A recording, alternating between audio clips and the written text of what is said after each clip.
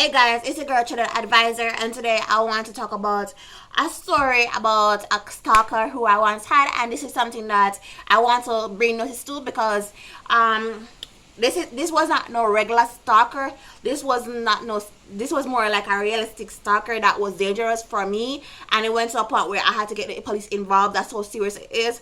And in case you wonder, it was not like those stalkers that you see on social media. This was like a physical alteration stalker. And I just want to talk about this because now I've healed. I want to talk about the story. Okay, so where do I start? Okay, so growing up, I met this guy when I was 11 years old. And at the time when I was 11 years old, I was a church girl because, in case I didn't know, I was growing in a church. And most of my life has been in a church. At the time, I was really naive and I was really God-fearing. And the only way you could talk to me if you were a Christian, and I only had Christian friends, I was really a church girl. When I said church girl, I was really a church girl. Anyways, I met this guy in church when I was 11 years old. He was 5 years older than me, or 6 years older than me, if I'm correct. And at the time, he was probably about 18 years old, or 17 years old, or 16 years old. He was still a boy when he knew me. Because I remember when I started high school, he had graduated from high school. So when I started my high school journey, he had graduated from high school at least a year before I started. So he's about 6 or 7 years older than me, and this guy has traumatized me to the point where I'm really scared of people following me home. Anyways, when I first met this guy, as I said before, I grew up in the church, and I thought he was a Christian, and he was a Christian. He was baptized, and that was the only reason why I spoke to him, because he was baptized, and I was about to be baptized too, but I don't know what happened. I didn't end up getting baptized, but I saw him as a good person because I was naive. Okay, so every time after church, he would follow me go home, being a ladies gentleman, and sometimes after school, he would follow me go home, which, in fact, the only reason why he followed me go home after school sometimes is because, I used to go to, in a town to buy stuff, so when I go into town, I would buck up into him, right? But I guess he was more like timing me, because it came to a point where the first time I coincidentally bumped into him in the town.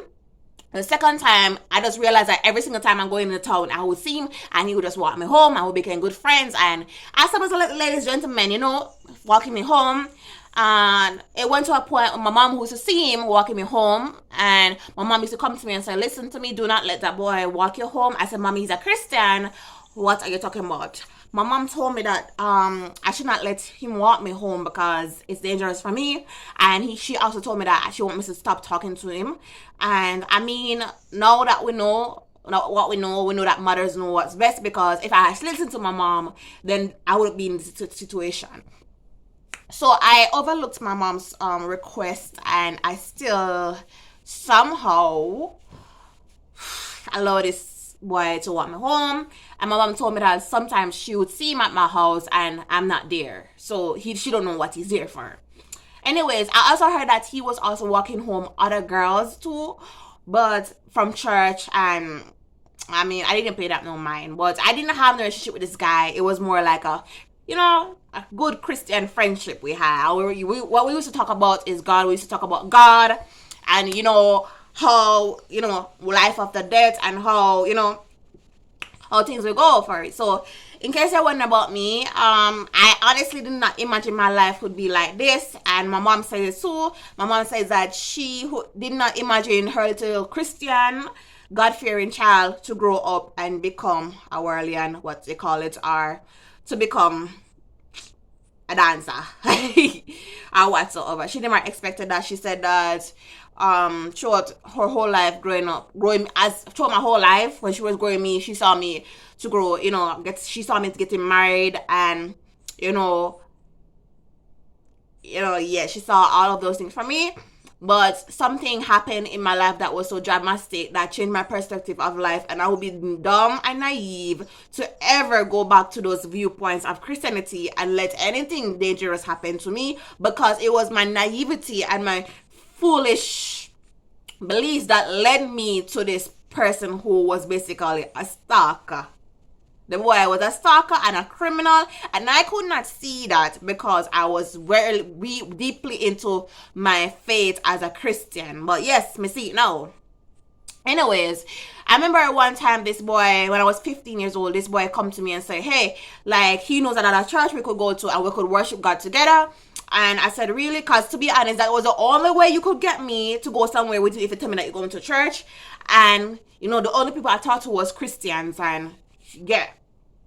So, little did I know that this was a little devil in disguise, posing as a Christian. Because he was baptized too. So, anyways, the boy told me, say, there's this church that he called me to my previous church and said to me that he wants me to introduce me to another church, right? So he brought me, and we were both walking, and he said that he's gonna introduce me to another church.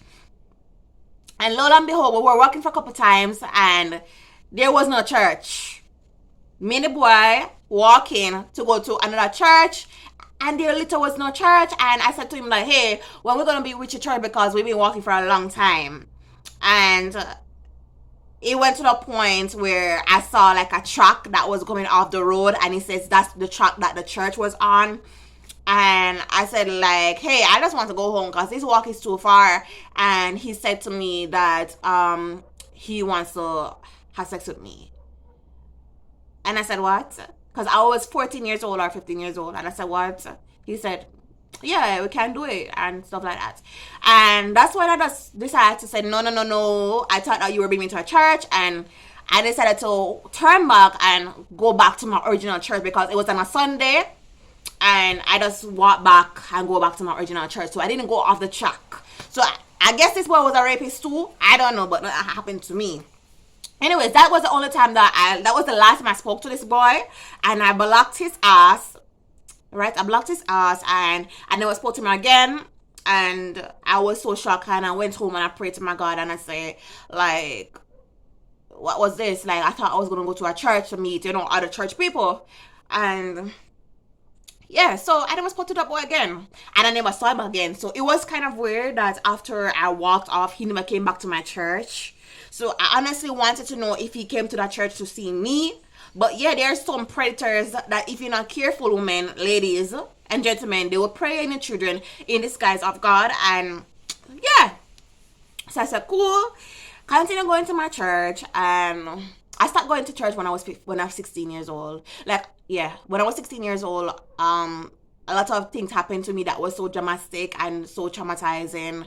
And I just lost my faith in God. I just didn't believe in God anymore. And I just stopped going to church because a lot of things that I believed in at the time had got me into trouble. For example, when people would come into church and say their testimony and say that, oh, they would pray for this and they would pray for this, and lo and behold, something came to them and said that, oh, I'm this. That thing kind of got me in trouble too, because there were many instances where I would pray for something and then somebody present themselves as something that I was praying for, only to see that this person was a human trafficker who's trying to lure little children into their human trafficking ring. So yeah, I gave up my faith on God. I'm going to make another video telling you guys about my faith in God and what I really believe and stuff like that. Anyways, I'm straying, guys. Okay, so you know, I don't spoke to that guy anymore, and I remember seeing him on the road one day, bumping into him on the road one day, and he came to me and said to me, hey. I said, hi. He said, your parents are working too hard. I said, what? Why are you saying that to me? Because I've heard some interesting things about you. And I'm like, what the fuck you hear about me? Because I mean, like, I haven't seen you in years. How can you hear about me? I don't know if this man has schizophrenia or something, but it was so fucking weird. He said to me that I've been seeing you in short clothing lately. And I was saying that your parents are Christian and you're from a Christian home. What happened? Are you a whore? And the fact that he asked me if I'm a whore made me upset. And I rushed him and I said, listen to me, get away from me. And continue my journey. After a while, I started to see this guy regular. And it went to a point where I would be going to school and I would see him come off taxi. Right after I come off a taxi to go to school, because I was going to university at the time. I was going to undergrad school at the time. I'm now at the grad school studying clinical neuropsychology, in case you're wondering. Anyways, at the time, I went off the taxi. and I would see him come off the taxi too. And it went to a point where it would happen on regular, but I just thought it was a coincidence. But after a while, I started to see this guy regular and regular and regular.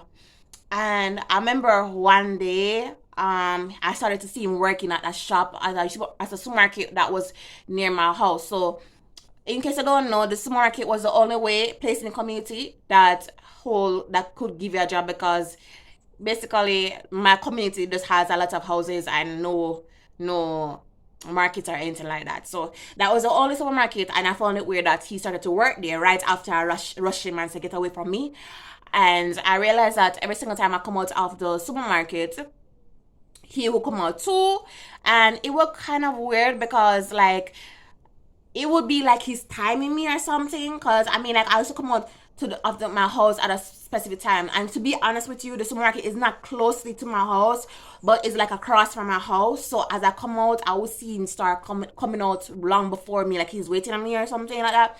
And I just found it creepy how he was working at the supermarket that was right at my house. And to be honest with you, he lives far from me, so I don't know how he made the day to come in the early morning to work there, but he was working there. And every time I come out of my house, I would see him, and he would try to cross the road to me, and I would get really scared because he was really aggressive in his approach. Like, he would try to cross the road to come over to me, and he would say to me, the last thing that he would say to me, say, "Hey," and the last thing that he said to me is that, "Oh, you're dead." Like, he was across the road, and he shouted at me and said, "You're dead." And he was trying to cross the road, but he could not cross the road because the road was busy. But I got a taxi, and I left the area, and I went to the taxi. I remember it went to a point where I would see him at my house gate, just staring down in the house, and I took it upon myself to just go and call the police and tell the police what was happening to me. So I said to the police that, "Hey, I got a stalker, and this man is trying to stalk me." And I remember the police spoke to him and threatened him and said, "Listen to me, if you don't leave this girl alone, I'm gonna fix your business." And thank God for that police woman. That's what I like about some women, that even though you don't know me, you stood up for me, because I was so traumatized. And it went to the point before that, I tried to rush him away, and he was irritated to punch me, but the crowd held him back. So when the police dealt with him and gave him a warning, I never saw him working back at the supermarket again. I went to the supermarket after the police gave him a warning, and they said to me that he quit his job. So the day that I saw him at the supermarket, the day that I reported him was the day that he quit his job at the supermarket. That's what they said to me. He quit his job and he no longer worked there. So that was a creepy experience for me, because I never had a stalker in real life. Like, I had women stalk me before, but it was more like a social media thing, or when they see me at a space that they work or share with me.